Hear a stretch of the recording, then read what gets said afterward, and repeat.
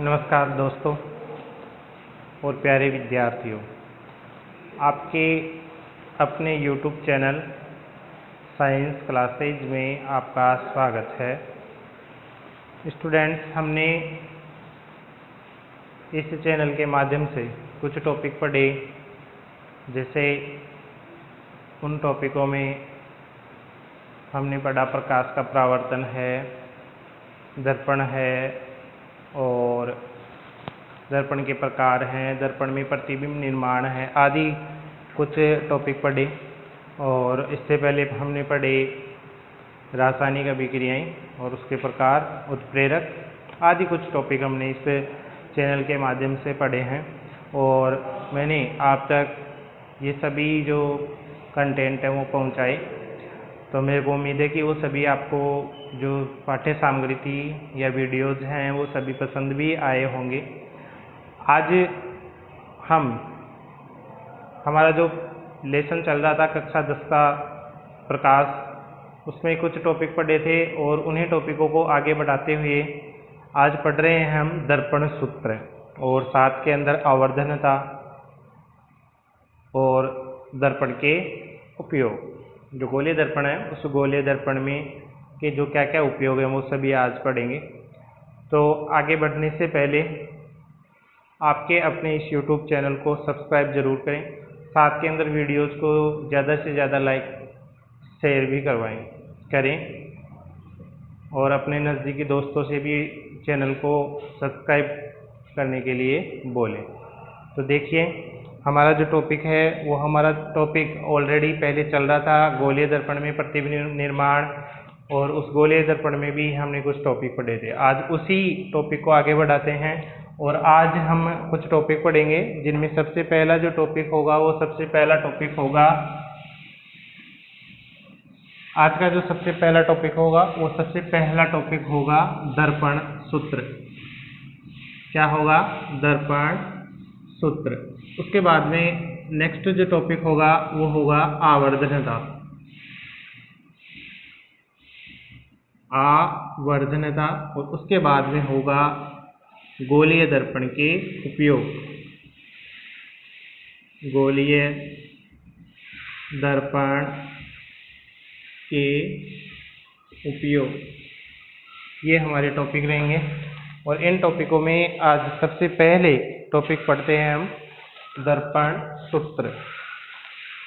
तो स्टूडेंट्स, आगे बढ़ने से पहले फिर मैं कह रहा हूँ, आपके अपने इस YouTube चैनल को लाइक, शेयर और सब्सक्राइब जरूर करें। देखिए, दर्पण सूत्र। दर्पण सूत्र, मिरर फॉर्मूला। इसके लिए देखो, मैंने कुछ पहले संबंध बताए या दूरियां बताई, और क्या क्या दूरियां बताई उनमें मैंने बताई, एक तो प्रतिबिंब की दूरी, वस्तु की दूरी और फोकस दूरी। प्रतिबिंब की जो दूरी है और वो भी कहाँ से कहाँ तक, तो वो भी ध्रुव से बिंब, और बिंबी का स्टूडेंट दूसरा नाम होता है वस्तु की दूरी।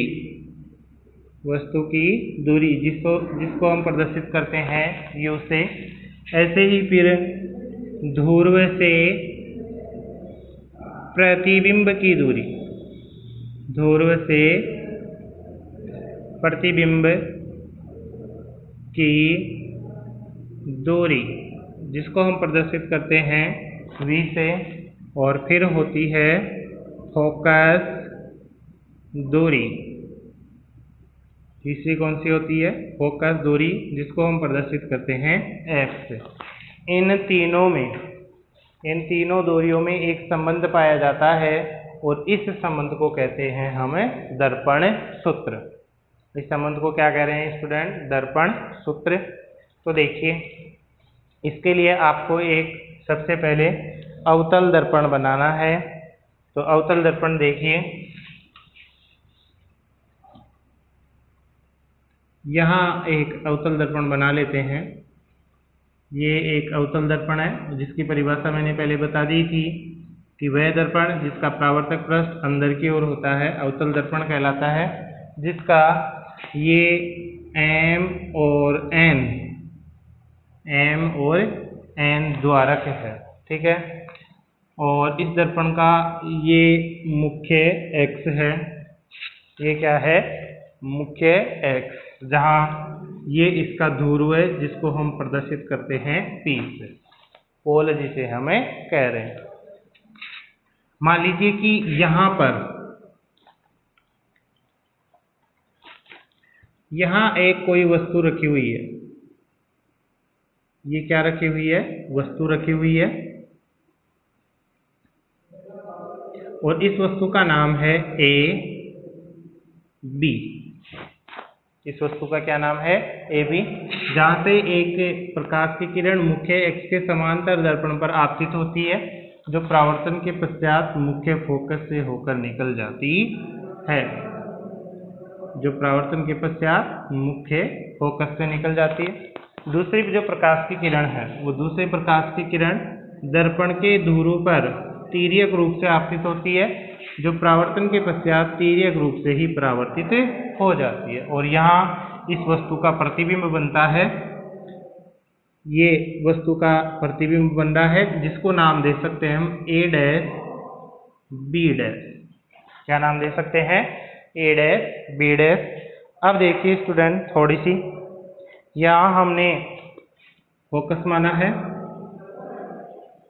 ये इसका क्या है, फोकस है, ये परावर्तित किरण।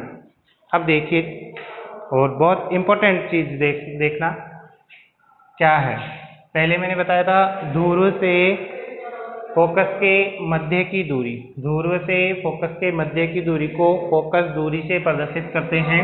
तो यहाँ से यहाँ तक की जो दूरी है ये है फोकस दूरी, यहाँ से यहाँ तक की दूरी क्या है, फोकस दूरी। ये प्रतिबिंब है बन रहा है, और इस प्रतिबिंब से ध्रुव के मध्य की दूरी को प्रदर्शित करते हैं V से। तो यहाँ से यहाँ तक की दूरी क्या हो गई, प्रतिबिंब की दूरी V। ये वस्तु है, और वस्तु से ध्रुव के मध्य की दूरी को प्रदर्शित करते हैं U से। ध्रुव से वस्तु के मध्य की दूरी को किससे प्रदर्शित कर रहे हैं, U से। ये हमारा डायग्राम है। अब देखिए, यहाँ से हमारा ये टॉपिक स्टार्ट हो रहा है, ये चीज़ें मैंने बता दी आपको, तो इसका पहले स्क्रीनशॉट ले लेना। अब देखिए, और क्या देखना है,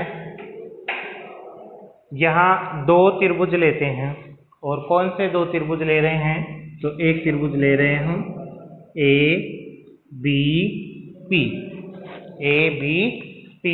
तो यहाँ लेते हैं त्रिभुज A B P, व दूसरा त्रिभुज ले रहे हैं ये वाला A डैश B डैश और P, व A dash B dash P में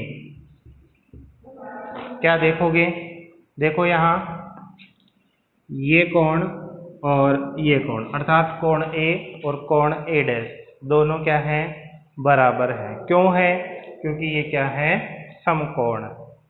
दोनों त्रिभुज क्या हैं, समकोण है।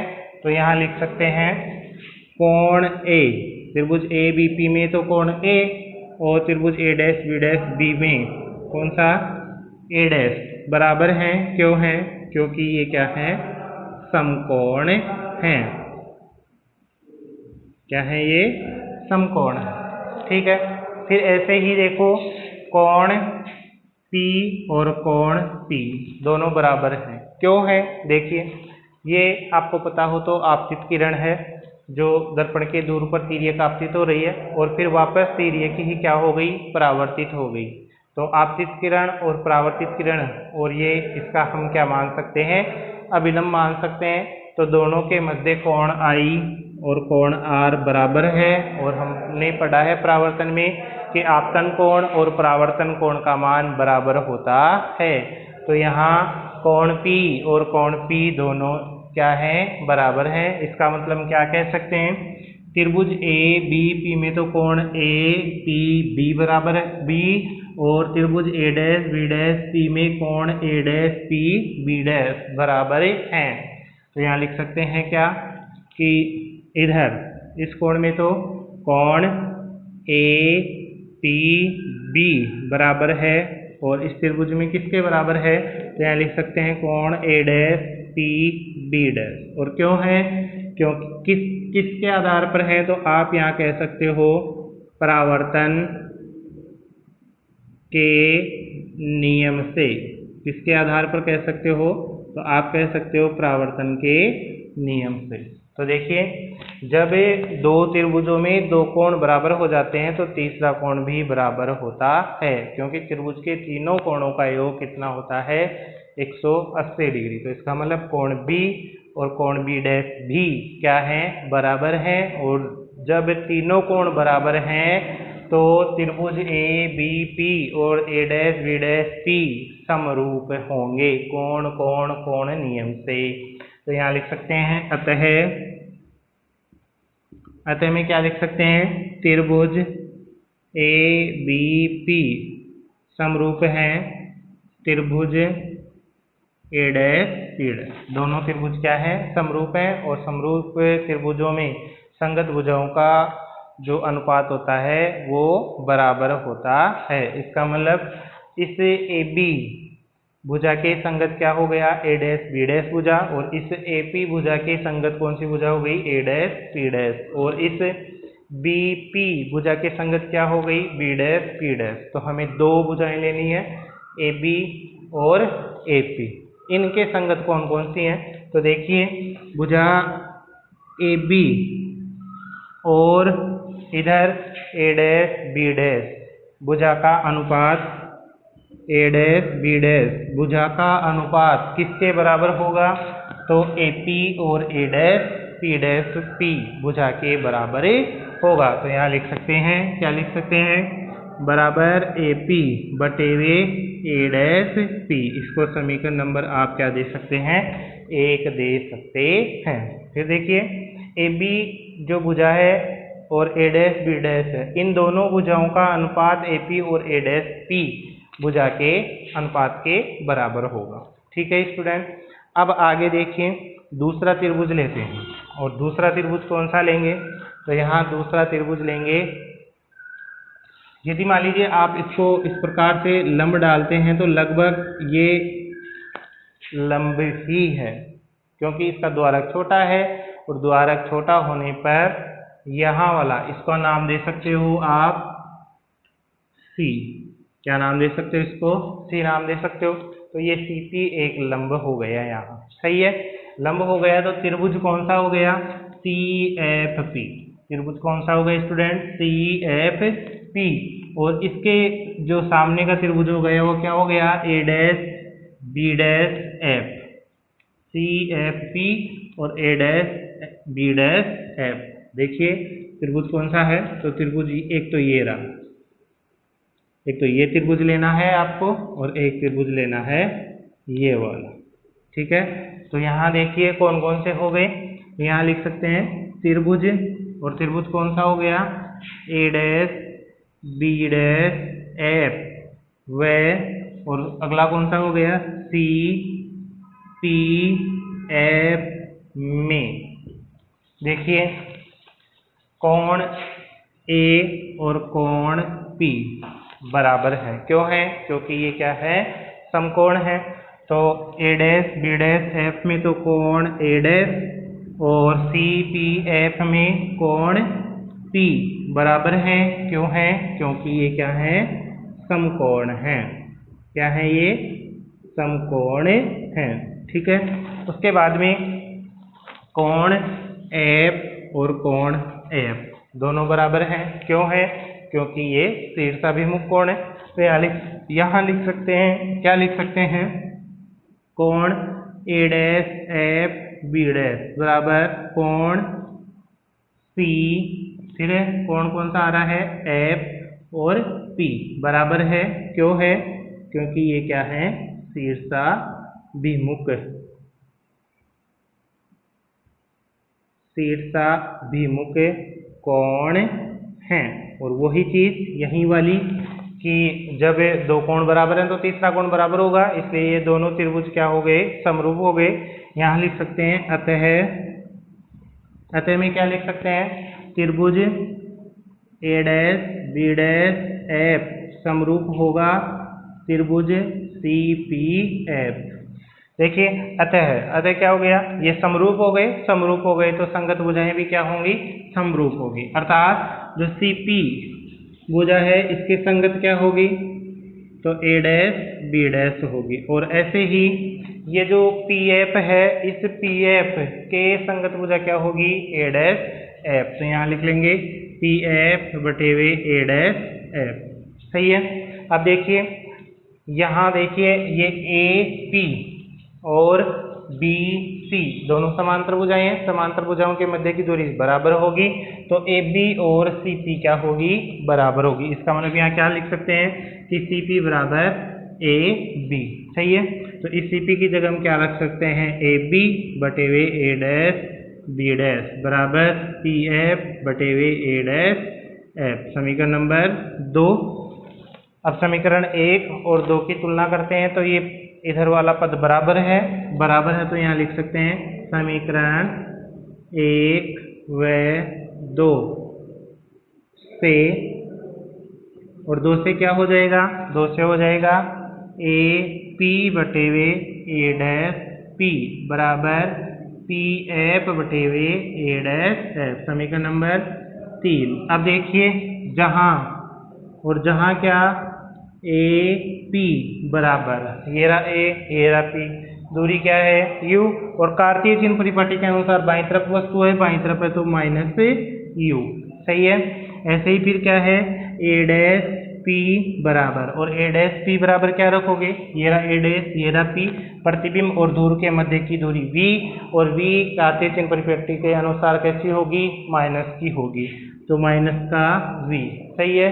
ऐसे ही फिर पी एफ, ये रहा पी ये रहा एफ, ध्रुव और फोकस के मध्य की दूरी एफ, और वो भी बाईं तरफ है, तो यहाँ पी एफ भी क्या हो जाएगी, माइनस की एफ हो जाएगी। उसके बाद में ए डैश एफ, ए डैश एफ, ये रहा ए डैश ये रहा एफ, ये हमें निकालनी पड़ेगी। निकालने के लिए क्या करोगे, पी ए डैश में से क्या घटा दोगे, पी एफ घटा दोगे। तो यहाँ लिख लो P A dash minus P F.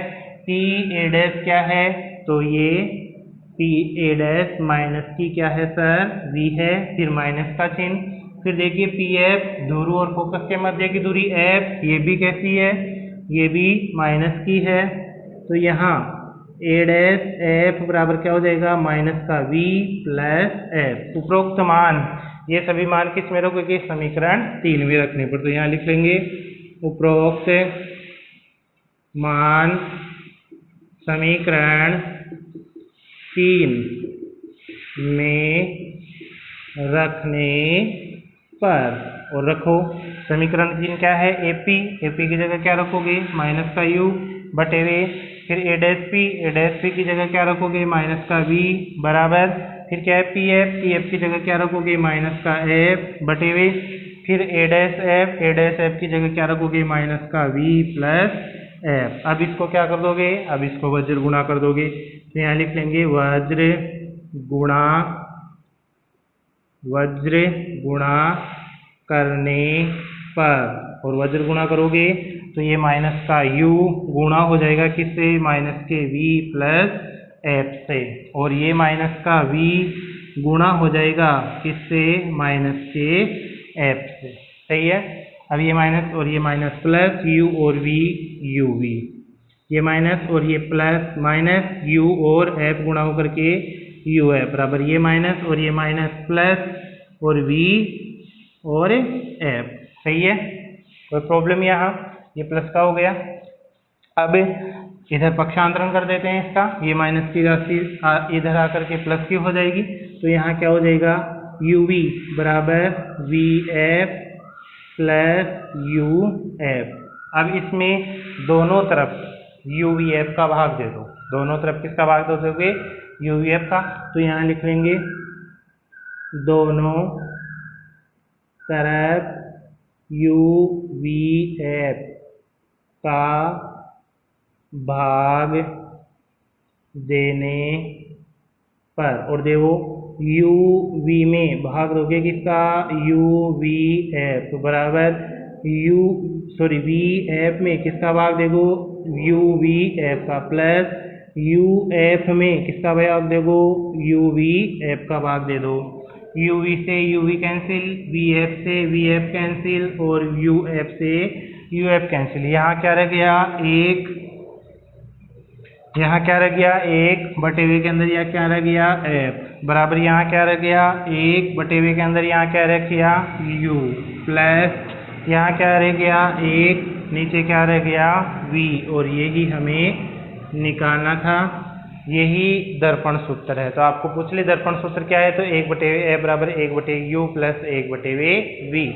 ठीक है स्टूडेंट, यहाँ से परिभाषा भी बता सकते हो, इनमें संबंध भी बता सकते हो, और क्या संबंध बता सकते हो, यू क्या है, प्रतिबिंब की दूरी, यू क्या है, बिंब की दूरी, वी क्या है, प्रतिबिंब की दूरी, और एफ क्या है, फोकस दूरी। इनमें संबंध क्या होगा, इनमें संबंध होगा कि प्रतिबिंब की दूरी का व्युत्क्रम व बिंब की दूरी का व्युत्क्रम, प्रतिबिंब की दूरी का व्युत्क्रम व बिंब की दूरी का व्युत्क्रम का योग फोकस दूरी के व्युत्क्रम के बराबर होता है, फोकस दूरी के व्युत्क्रम के बराबर होता है। ये आपका लेंस दर्पण सूत्र हो गया। तो एक बार इसका स्क्रीनशॉट ले लीजिएगा। अगर फिर भी समझ में नहीं आई तो कमेंट बॉक्स में कमेंट करके पूछ लेना, आपको इसका सॉल्यूशन बता दिया जाएगा।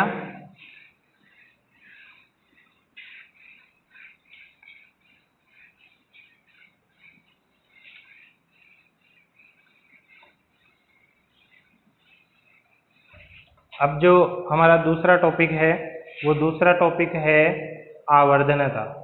दूसरा टॉपिक स्टूडेंट क्या होगा, आवर्धनता। तो देखिए आवर्धनता क्या है, हमारा पहला टॉपिक क्लियर हो चुका है।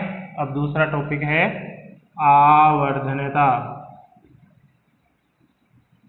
जिसको हम m से प्रदर्शित करते हैं। आवर्धनता की परिभाषा मैं बता देता हूँ। आवर्धनता की परिभाषा होती है प्रतिबिंब की ऊंचाई व बिंब की ऊंचाई का अनुपात, प्रतिबिंब की ऊंचाई व बिंब की ऊंचाई का अनुपात आवर्धनता कहलाता है। अर्थात यहाँ हम क्या लिख सकते हैं, तो यहाँ लिख सकते हैं आवर्धनता m बराबर प्रतिबिंब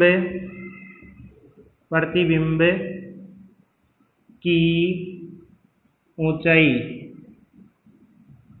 बटे हुए बिंब, और बिंब का मैंने नाम दूसरा बता दिया है वस्तु, तो बिंब की ऊंचाई, अर्थात प्रतिबिंब की ऊंचाई को हम प्रदर्शित करते हैं h डैश से और बिंब की ऊंचाई को प्रदर्शित करते हैं h से। देखिए कैसे, मान लीजिए कि ये हमारे पास एक अवतल दर्पण है, ये इसका मुख्य एक्स है। यहाँ मान लीजिए कोई वस्तु रखी हुई है जहाँ से एक प्रकाश की किरण मुख्य एक्स के समांतर जाती है, जो परावर्तन के पश्चात ध्रुव से निकल जाती है। दूसरी प्रकाश की किरण ध्रुव पर तिर्यक मुख्य फोकस से होकर निकल रही है। दूसरी प्रकाश की किरण ध्रुव पर तिर्यक आपतित हो रही है, जो तिर्यक ही परावर्तित हो रही है, और यहाँ इस वस्तु का क्या बन रहा है, प्रतिबिंब बन रहा है। अर्थात हम इसको प्रदर्शित कर सकते हैं किससे, तो इसको प्रदर्शित कर रहे हैं ए बी से, और ये प्रतिबिंब क्या हो गया, ए डैश बी डैश, सही है। ये इसका क्या हो गया, ध्रुव हो गया, कोई प्रॉब्लम यहाँ तक। अब फिर देखिए वही ध्रुव व बिंब के मध्य की दूरी, ये u, ध्रुव व प्रतिबिंब के मध्य की दूरी किससे प्रदर्शित करते हैं, तो इसको प्रदर्शित करते हैं v से, सही है, कोई प्रॉब्लम यहाँ तक। अब आगे देखिए इससे अलावा भी, अतः हम यहाँ क्या लिख सकते हैं, यहाँ लिख सकते हैं m बटे वे h डैश बटे वे h, सही है। अब देखिए इससे दूसरा सूत्र भी हम निकाल सकते हैं। कैसे निकाल सकते हैं, मैंने जस्ट पहले अभी बताया है दर्पण सूत्र में क्या बताया है कि त्रिभुज ए बी पी और त्रिभुज ए डैश बी डैश पी दोनों समरूप हैं। बताया है मैंने। कैसे बताया है? ये बताया है कि ये त्रिभुज कोण और इस त्रिभुज का ये कोण बराबर है और इधर ये कोण और ये कोण बराबर है और कोण नियम से समरूप हो गए। अतः हम यहाँ क्या लिख सकते हैं? ये लिख सकते हैं कि त्रिभुज ए बी पी समरूप है A dash B dash P.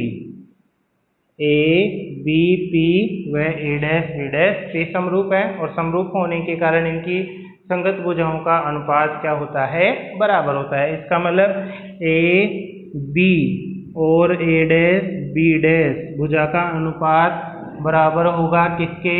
तो आप कह दोगे ए पी और ए डैश पी के।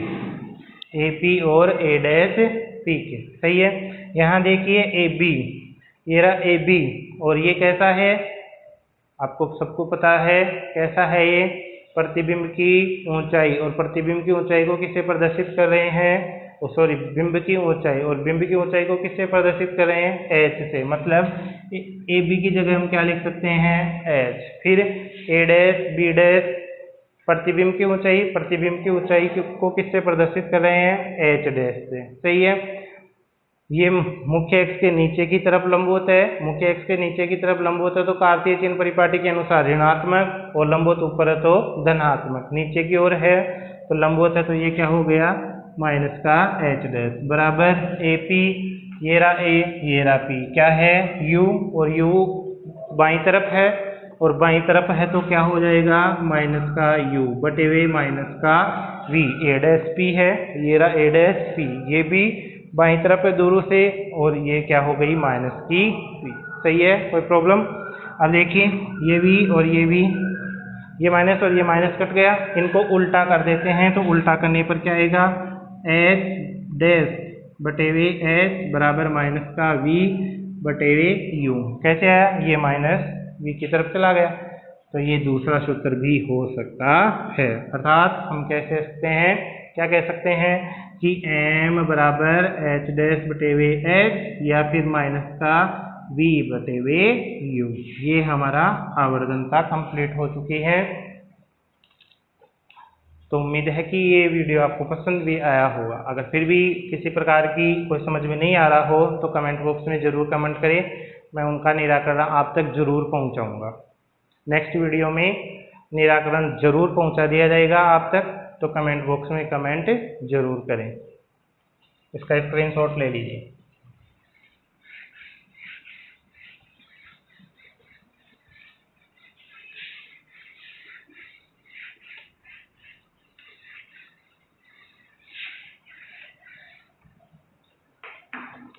तो स्टूडेंट्स, मेरे को उम्मीद है कि आपको ये सभी टॉपिक अच्छी प्रकार से समझ में आए होंगे और समझ में आए हैं।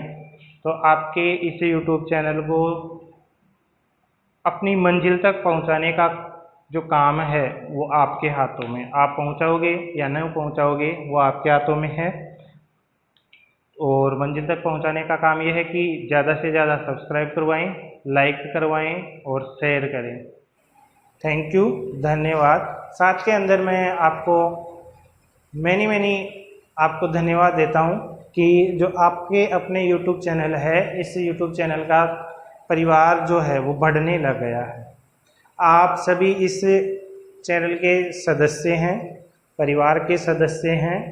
तो सभी मिलकर के अपनी अपनी भागीदारी जरूर निभाएं, क्योंकि एक जो परिवार होता है वो परिवार तभी चल पाता है जब पूरे सदस्य परिवार के जो होते हैं वो अपनी अपनी भूमिका निभाते हैं। और इस YouTube चैनल का जो परिवार है उसके सदस्य आप हो, और आपका जो भूमिका है या आपकी जो भूमिका है, कर्तव्य है, वो ये है कि इसको और अधिक सदस्यों में बांटा जाए और अधिक सदस्य इसमें जोड़े जाएं। और वो तभी जुड़ेंगे जब आपका सहयोग होगा। तो आप, लास्ट में फिर कह रहा हूँ कि अपने इसी YouTube चैनल के सदस्यों को जोड़ने के लिए ज़्यादा से ज़्यादा सब्सक्राइब करें, लाइक करें, शेयर करें। धन्यवाद।